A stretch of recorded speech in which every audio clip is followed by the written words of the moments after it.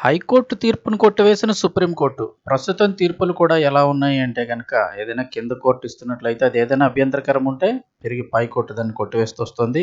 ఏ తీర్పు ఎంతవరకు నమ్మాలనేది కూడా ఇబ్బందికరంగానే తయారవుతుంది. ప్రస్తుతం అలాంటి ఘటనే ఇక్కడ జరిగింది. అలహాబాద్ హైకోర్టు ఇచ్చిన తీర్పును కొట్టేసిన సుప్రీంకోర్టు. వీడియో పూర్తిగా చూడండి. అలాగే తప్పకుండా లైక్ చేయండి. మరిన్ని అప్డేట్స్ కోసం ఛానల్ని సబ్స్క్రైబ్ చేసుకోండి.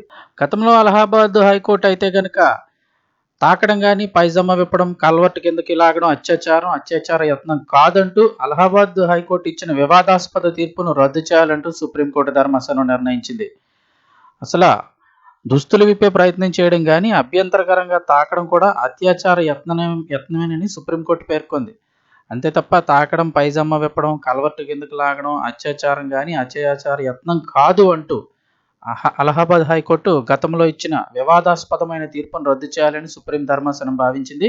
ఈ మేరకు భారత ప్రధాన న్యాయమూర్తి సూర్యకాంత్ గారు, న్యాయమూర్తి జోయ్ మాల్యా బాగ్చి గారు, అలాగే ఎన్వి అంజారియా గారితో కూడినటువంటి ధర్మాసనం కీలక వ్యాఖ్యలు చేసింది. లైంగిక నేరాల కేసుల్లో తీర్పు ఇచ్చేటప్పుడు కోర్టులకు చట్టపరమైన ఆధారాలతో పాటు సానుభూతి కూడా అవసరమంటూ స్పష్టం చేసింది. అసలు ఏం జరిగింది చూస్తే, పవన్, ఆకాష్ అనే ఇద్దరు నిందితులు 11 ఏళ్ల బాలికను ఒక కల్వర్ట్ కిందకి తీసుకువెళ్లి ఆమె శరీర భాగాలను తాకుతూ పైజామా విప్పే ప్రయత్నం చేస్తున్న సమయంలో అటుగా వచ్చిన కొందరు అడ్డగించి పోలీసులకు అప్పగించారు.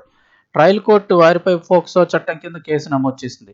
నిందితులు అలహాబాద్ హైకోర్టును ఆశ్రయించగా జస్టిస్ రామ్ మనోహర్ నారాయణ మిశ్రా గారు కీలక తీర్పునిచ్చారు. బాలిక దుస్తులు విప్పుతూ పట్టుబడిన వెంటనే నిందితులు పారిపోయారని, అత్యాచార నేరానికి పాల్పడ్డారని సూచించడానికి ఎలాంటి ఆధారాలు లేవని మిశ్రా గారు అన్నారు. అత్యాచార యత్నం చేశారని చెప్పడానికి ఈ ఆధారాలు సరిపోవని, ఈ నేపథ్యంలోనే అది అత్యాచార యత్నం కాదు అంటూ హైకోర్టు అయితే తీర్పు ఇవ్వడం జరిగింది. ఈ నేపథ్యంలోనే అలహాబాద్ హైకోర్టుకు సుప్రీం ధర్మాసనం మొట్టికాయలు వేసింది. ఏదైనా కూడా అత్యాచార యత్నమే అంటూ ఆ తీర్పును కొట్టివేసింది.